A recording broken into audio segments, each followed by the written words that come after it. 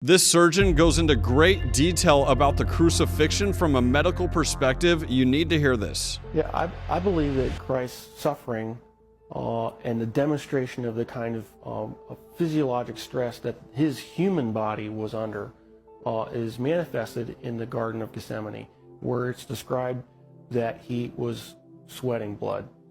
And there is a well-documented medical condition in which patients who are under tremendous amount of emotional stress and physiological stress can in fact sweat blood, because little blood vessels within the glands burst and then the blood is expressed. The scourge involved the use of a short whip with pieces of typically metal, sometimes bone, sometimes pieces of porcelain wrapped in these leather straps, which is then utilized to come across typically the back, the shoulders, the legs of the victim. And the first few passes across a particular body part would tear through the skin, the fat, but eventually, once the outer layers were torn away, it would start getting in the muscle and the tendon. And of course, along the way, you're ripping through all the blood vessels that supply all those tissues. And so you're losing blood the whole time. The plant that was described actually had a very long thorn, not the little thorns that we would think from a rose bush. These were thorns that were typically 1.5 inches to 2 inches in length. The scalp is one of the most vascular portions of our bodies. It had a huge blood supply up there. So then having those thorns shoved down into the, down onto the bony plate would have gone through all the scalp, which in and of itself would have created a huge amount of blood loss. I've seen people actually bleed to death from just a scalp injury. So this is not a small injury to have, who knows, dozens of these things shoved into your scalp. And so that would have caused more blood loss. Typically when a victim has to carry the cross, what has been described in the literature, in actual Roman literature, is they describe, they carry the crossbar. And the crossbar is estimated, alone, was estimated to weigh about 110 pounds. And of course, if your arms are stuck out here, wrapped up on the crossbar, and you fall down, you need help getting up.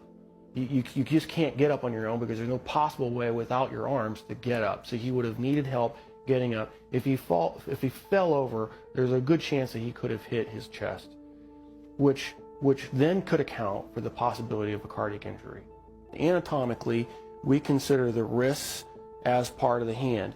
And so with the placement of the nails between the radius and the ulna, at that position, it still fits the definition of being in the hand, and it's in a position in which the nail won't rip out, which you have to have a solid point of fixation.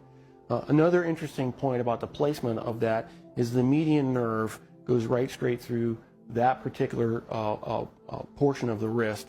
And so there would have been either destruction of the nerve or impingement of the nerve that would have created a tremendous amount of pain, so that every time you try to take a breath, it'd be agonizing. You'd be pushing down on spiked feet, which of course hurt, and then you'd be hanging on spiked arms.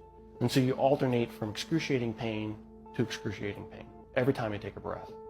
So even if he survives the actual crucifixion, he would have had to survive what I believe to be a lethal injury from the spear to find out whether he was alive or not.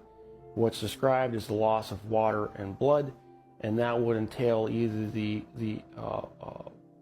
either pleural effusion or pericardial effusion, and the blood would have come from either pulmonary artery, pulmonary vein, the aorta or vena cava, or the heart itself.